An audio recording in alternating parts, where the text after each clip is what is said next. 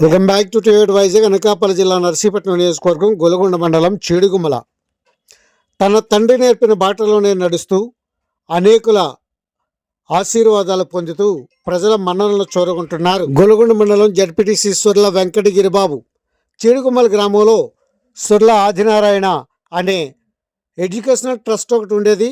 దీంతోపాటు ఈయన ఆధ్యాత్మికవేత్తగా గ్రామంలో అనేక రకాల గుడులను కట్టించారు. అదే సమయంలో ఈయన వైద్యవేత్తగా కూడా అనేకులకు వైద్య సేవలు అందించారు.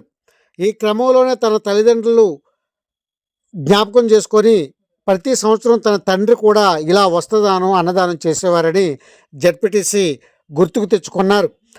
ఆ సుర్ల ఆదినారాయణ వారి 2వ వర్ధంతి సందర్భంగా గొలగొండ మండలంలో ఉన్న అన్ని పంచాయతీల్లో పనిచేస్తున్న స్వీపర్లందరూ పిలిపించి వారికి నూతన వస్త్రాలను ఏర్పాటు చేశారు.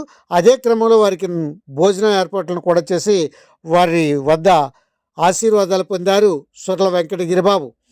ఈ సందర్భంగానే గ్రామంలో ఉన్నటువంటి నాయకులు, బంధువులు, స్నేహితులు అందరూ కూడా హాజరయ్యారు. తన కుమారులు, భార్య కూడా కార్యక్రమానికి చక్కగా సహకరించారని చెప్పవచ్చును.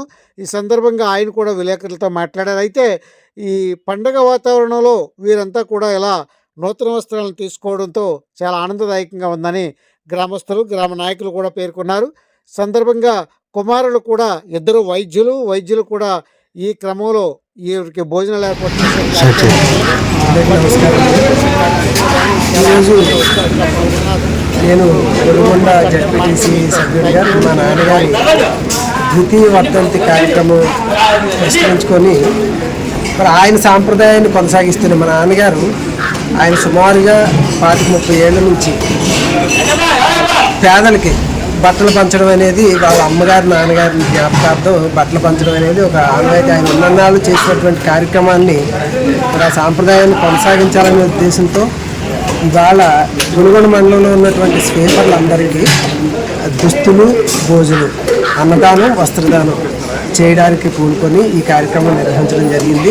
మా నాన్నగారికి ఉన్న అలవాటు ఏంటంటే ఆయన ఒక ఆధ్యాత్మికవేత్తగా కుల మతాలకు అతీతంగా జీసస్, ఖురాన్ని, బైబిల్ని, భగవద్గీత మూడింటిలో ఉన్నటువంటి మంచిని ఆచరించే విధంగా ఆయన జీవితకాలంలో ఆయన ఆదాయంలో 10వ భాగం తీసి పక్కన పెట్టేవారు. ఏడాదికి ఒకసారి ఆ మొత్తం అయిన డబ్బుల్ని పేదలకి ఈ విధంగా ఖర్చు చేసేవారు బట్టలు పంచడానికి. అది ఆయన సాంప్రదాయాన్ని కొనసాగించాలనే ఉద్దేశంతో భగవంతుడి ఆశీస్సులతో మరి మేము కూడా ఆ రకంగా కొనసాగించాలని చెప్పి ఆశిస్తున్నాను.